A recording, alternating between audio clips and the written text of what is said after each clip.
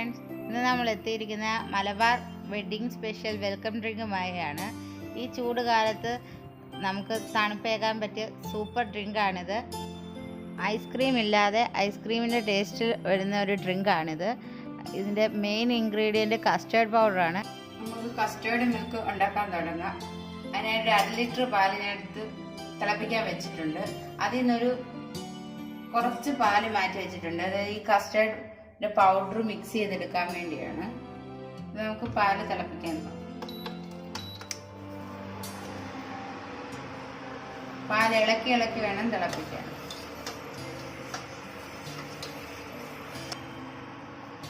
എടുത്തു വെച്ചേക്കുന്ന പാലിലേക്ക് നമുക്ക് 2 ടേബിൾ സ്പൂൺ, അതായത് 20 ഗ്രാം കസ്റ്റേർഡ് പൗഡർ ഇട്ട് നല്ലതുപോലെ മിക്സ് ചെയ്തെടുക്കണം. കട്ട കെട്ടാതെ നല്ലപോലെ ഇളക്കിയെടുക്കണം.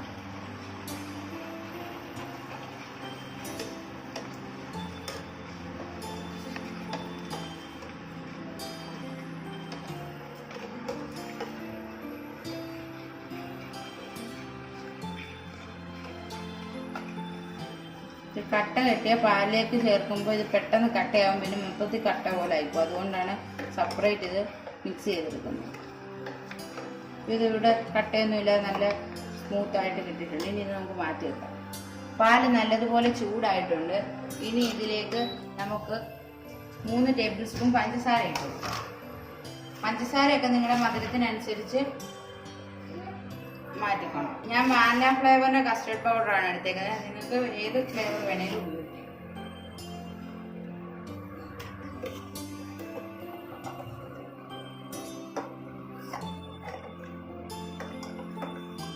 ഇളക്കി കൊടുത്തോണ്ടിരിക്കണം. അല്ലെ പാലിന്റെ ഇത് അടുക്കി പിടിച്ചാൽ നമ്മൾ കസ്റ്റേർഡ് പൗഡറിന്റെ മിക്സ് ഒഴിക്കുമ്പോൾ മൊത്തത്തിൽ കരിഞ്ഞു പിടിച്ചോലോ. അതുകൊണ്ടാണ് ഇളക്കി തന്നെ തിളപ്പിക്കണമെന്ന് പറയുന്നത്.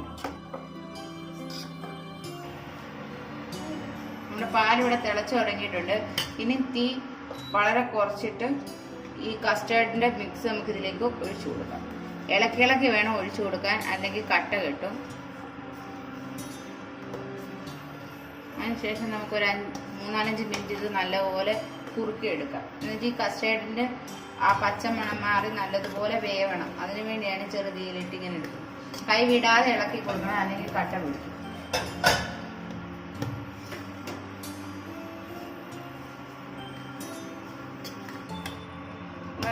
പാലിപ്പോൾ കുറുകി വരുന്നുണ്ട്. ഒരുപാട് തിക്കും അല്ലാന്ന് ഒരുപാട് ലൂസും അല്ലാത്ത പരുവത്തിൽ ഓഫ് ചെയ്യണം. ഇത് തണുത്ത് കഴിയുമ്പോൾ വീണ്ടും കുറുകും. പിന്നെ എല്ലാം കൂടെ കട്ട പിടിച്ച പോലെ ഇപ്പോൾ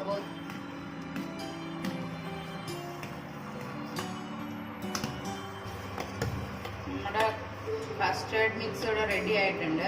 ഈ പരുവത്തിൽ ഇത് ഓഫ് ചെയ്യണം. ഇത് തണുത്ത് കഴിയുമ്പോൾ കുറച്ചുകൂടെ കുറുകും. പിന്നെ ഇത് ഫ്രിഡ്ജിൽ 2 മണിക്കൂർ തണുപ്പിക്കാൻ വെക്കണ്ട. അപ്പോൾ കുറച്ചുകൂടെ കുറുകും. അപ്പോഴത്തേക്ക് പിന്നെ ഒട്ടും കൊള്ളാതായി പോവും, കട്ടി പിടിച്ചു പോകും. അതുകൊണ്ട് ഈ പരുവത്തിൽ ഓഫ് ചെയ്ത് കൊടുക്കാം. നമുക്കിത് ഇതാണ് ഇതിന്റെ പരുവം. ഇത് നമുക്കിത് തീ ഓഫ് ചെയ്തിട്ട് മാറ്റി വെക്കാം. തണുത്തതിന് ശേഷം ഫ്രിഡ്ജിലേക്ക് മാറ്റാം. ഫ്രീസറിലല്ല, ഫ്രിഡ്ജിലേക്ക്. തണുത്തതിന് ശേഷം മാത്രമേ മാറ്റുകയാവൂ. അതുവരെ നമുക്ക് ഇടയ്ക്കിടയ്ക്ക് ഇങ്ങനെ ഇളക്കി കൊടുത്തോണ്ടിരിക്കണം. അല്ലെങ്കിൽ ഇതിനകത്ത് ഒന്നിച്ച് പെട്ടെന്ന് കട്ട പിടിക്കാനുള്ള ചാൻസ് ഉണ്ട്, ചൂടുള്ളത് കൊണ്ട്.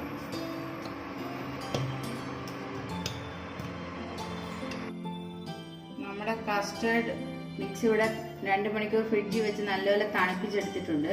ഇനി നമുക്കിതൊരു മിക്സിയുടെ ജാറിലേക്ക് മാറ്റാം. ഒന്ന് ബ്ലെൻഡ് ചെയ്തെടുക്കാം.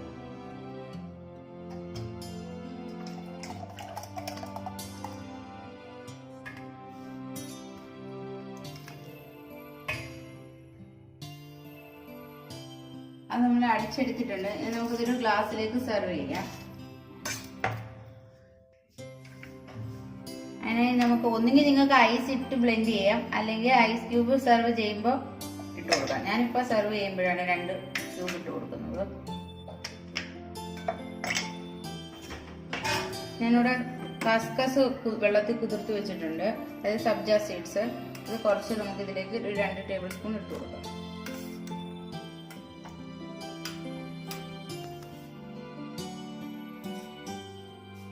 ഇതിലേക്ക് നമുക്ക് കുറച്ച് ആപ്പിൾ ചെറിയ കഷ്ണങ്ങളായിട്ട് മുറിച്ചിട്ടുണ്ട്, അതും കൊണ്ട് ഇട്ട് കൊടുക്കാം. ഇതിലേക്ക് നമുക്ക് ഈ ബ്ലെൻഡ് ചെയ്ത് വെച്ചേക്കുന്ന മിക്സ് ഒഴിച്ചു കൊടുക്കാം.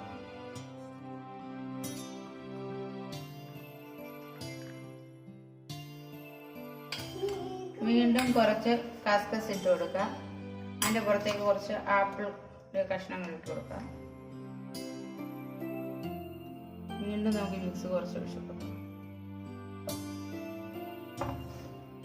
ഇനി ഇതിൻ്റെ പുറത്തേക്ക് വീണ്ടും കുറച്ച് കസ്കസ് ഇട്ട് കൊടുക്കാം.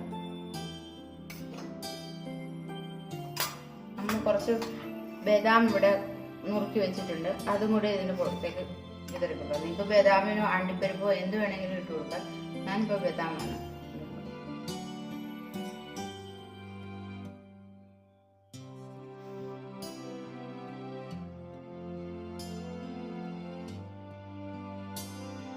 നമ്മുടെ ഐസ്ക്രീം ഇല്ലാതെ ഉണ്ടാക്കിയ വെൽക്കം ഡ്രിങ്ക് ഇവിടെ റെഡി ആയിട്ടുണ്ട്. ഇത് മലബാറുകാരുടെ കല്യാണത്തിന് ഉപയോഗിക്കുന്ന ഒരു വെൽക്കം ഡ്രിങ്ക് ആണ്. ഐസ്ക്രീം ഉപയോഗിച്ച് ചെയ്ത അതേ ടേസ്റ്റ് തന്നെയാണ് ഇത് കഴിക്കുമ്പോൾ. എല്ലാവരും ഒന്ന് ട്രൈ ചെയ്ത് നോക്കുക. ട്രൈ ചെയ്ത് ഇഷ്ടപ്പെട്ടുവെങ്കിൽ കമന്റുകൾ അറിയിക്കുക, ലൈക്ക് ചെയ്യുക, ഷെയർ ചെയ്യുക. വീണ്ടും നല്ലൊരു വീഡിയോയുമായി വരാം. Tata, bye bye.